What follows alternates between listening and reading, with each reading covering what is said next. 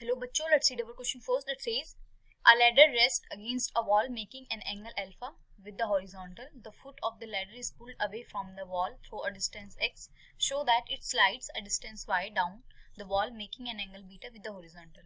The correct relation is and our four options are given.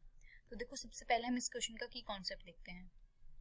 And the key concept for this question is, अगर एक हमारा right angle triangle है, this is our right angle C and ये हमारा theta है, तो हमारा sine theta क्या होता है? Sine theta is equal to our perpendicular divided by our hypotenuse that is AC. और कॉस क्या होता है? Cos theta is equal to base which is BC divided by hypotenuse which is AC. So इसी concept को use करके हम अपने question को सॉल्व करेंगे. देखो अपने क्वेश्चन में सबसे पहले हम डायग्राम बना लेते हैं that a ladder rest against a wall. तो सबसे पहले एक वॉल बनाते हैं. Let call this A B. अब इस वॉल के अगेंस्ट एक लैडर खड़ी हुई है. तो लैडर देखो, सपोज ये हमारी लैडर होगी, सीढ़ी खड़ी हुई है एक. सपोज इस सीढ़ी का हमारा नाम है पीबी. अब हमने क्या करा, the foot of the ladder is pulled. इसका फुट पुल्ड हो गया and pulled away from the wall through a distance of x. तो ये सपोज इस एक्स डिस्टेंस तक पुल हो गया, ये एक्स डिस्टेंस तक. और नाउ ये वॉल के साथ अब so that it slides a distance Y. It means ये इस हिसाब से स्लाइड हुआ कि अब वॉल से ये जहां से पहले वॉल, जहां पे ये पहले रखी हुई, सपोज पहले रखी हुई थी लैडर, अब वो वाई डिस्टेंस नीचे सरक गई है, नीचे आ गई है. और यहाँ पर अब हमारी क्या है? लैडर है. तो पहले तो ये एंगल अल्फा बना रही थी, अब ये एंगल बीटा बना रही है. So let call this as point C. So ये हमारे क्वेश्चन में गिवन है. अब हमें इसमें करेक्ट रिलेशन फाइंड करना है. तो देखो करेक्ट रिलेशन फाइंड करने के लिए हम क्या करेंगे, पहले इसको पूरा यहाँ से एक्सटेंड कर लेते हैं. तो देखो ये 90 डिग्री हुआ. तो सिंस हमारी suppose let call this as point Q, तो क्यू सी भी हमारी लैडर है और पीबी भी हमारी लैडर है. सबसे पहले हमारी पीबी लैडर थी, उसके बाद एक इसके बाद मीन स्लाइड होके क्यू सी लेट एंड हमने सपोज करा कि जो हमारी लैडर है इसकी लेंथ है एल. ये हमने अज्यूम कर लिया. एंड देखो क्यू पी की वैल्यू है हमारी एक्स और बी सी की वैल्यू है हमारी वाई. बस यही सब गिवन है हमें. सो अब देखो हम सबसे पहले ट्राइंगल में देखते हैं. इन ट्राइंगल इसमें हम कॉस अल्फा की वैल्यू निकालेंगे. Cos alpha is equal to P A base divided by hypotenuse. Hypotenuse is P B, जो क्या है हमारी लैडर है. तो इसको लिख सकते हैं हम P A divided by L.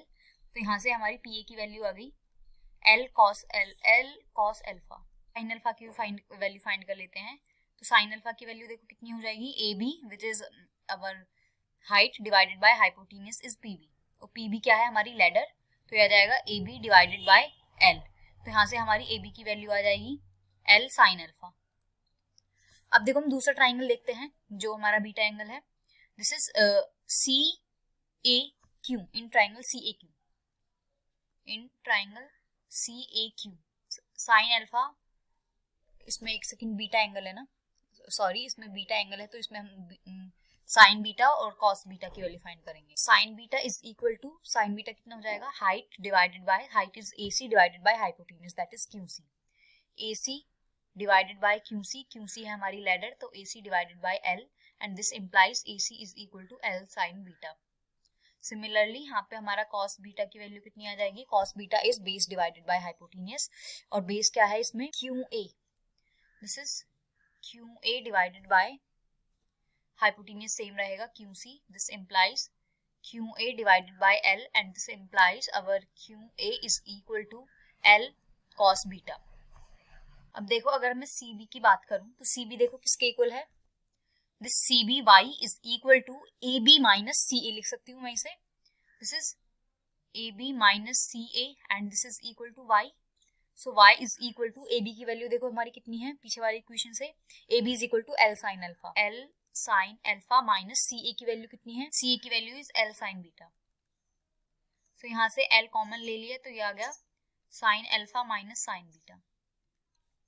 अब देखो एक्स की वैल्यू हम फाइंड करेंगे. एक्स क्या है? This x is equal to Q P. Q P को हम लिख सकते हैं दिस पूरा Q A minus P A.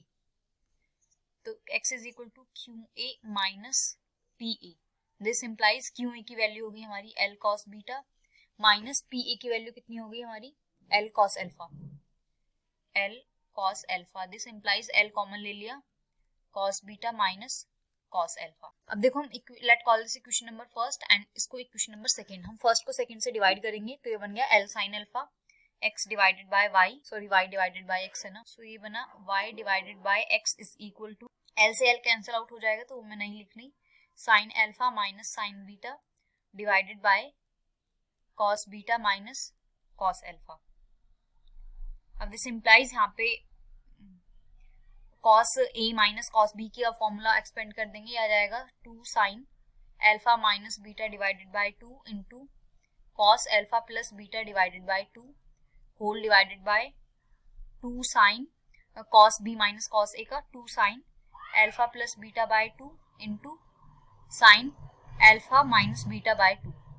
तो इससे ये कैंसिल आउट हो गया, 2 से 2 कैंसिल आउट हो गया, तो y divided by x is equal to cot alpha plus beta divided by 2, या फिर यहाँ से देखो x की वैल्यू कितनी आ जाएगी, y tan alpha plus beta divided by 2।